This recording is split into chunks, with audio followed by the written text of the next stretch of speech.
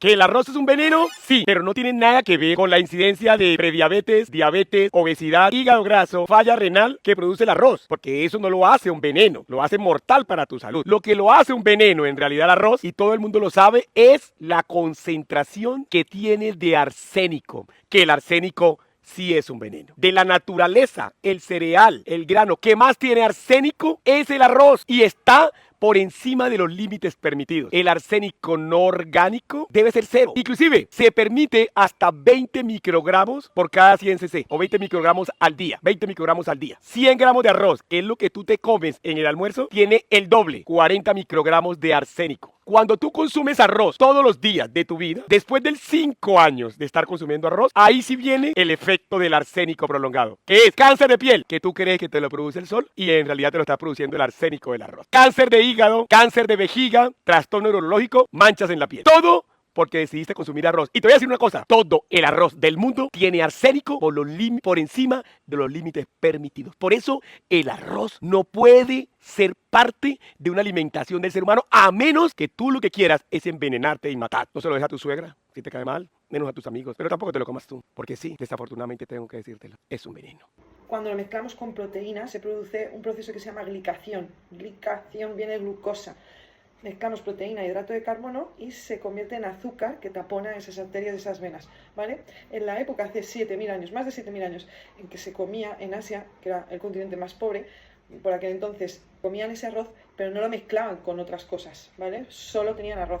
Sobre todo en las montañas no había caza por el frío, no había animales que cazar, sino depredadores, y en la costa, pues como mucho se pescaba. El problema es sobre todo cuando lo mezclamos, ¿vale?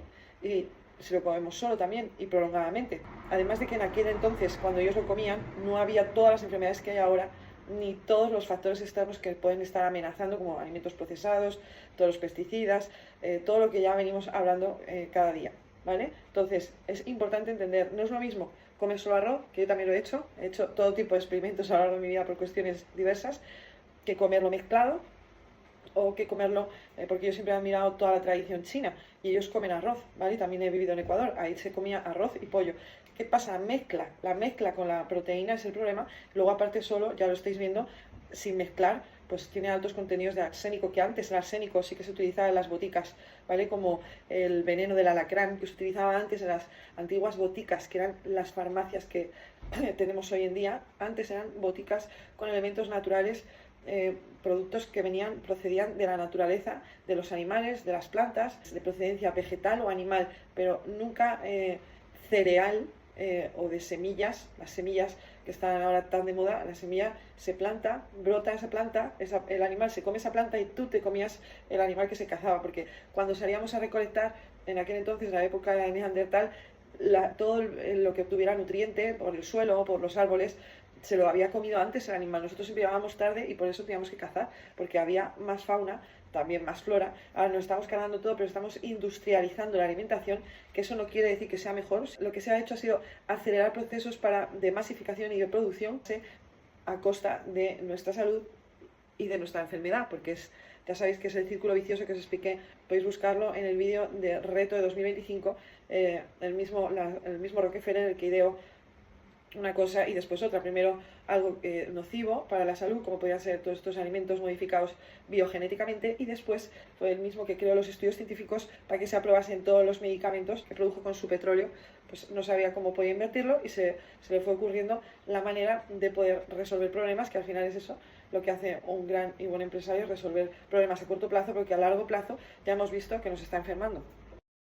El arroz fue un alimento básico en Asia desde hace miles de años, pero en Europa y América se masificó como alimento barato y básico tras crisis y guerras. Por estas razones, era barato, rendidor y fácil de almacenar. Sustituía alimentos más caros como carne o pan en tiempos de escasez. Era barato, abundante y llenador. Se podía mezclar con frijoles, lentejas o un poco de carne, alargando la comida. En épocas de crisis, hambre o guerra, se convirtió en el ingrediente principal para sobrevivir. Durante guerras y posguerras, los gobiernos lo incluían en raciones básicas. En Asia, el arroz es básico desde hace al menos 7.000 años. En Europa, introducido en la Edad Media por los árabes, pero era caro y de lujo. Siglo XIX se populariza con la industrialización y el comercio.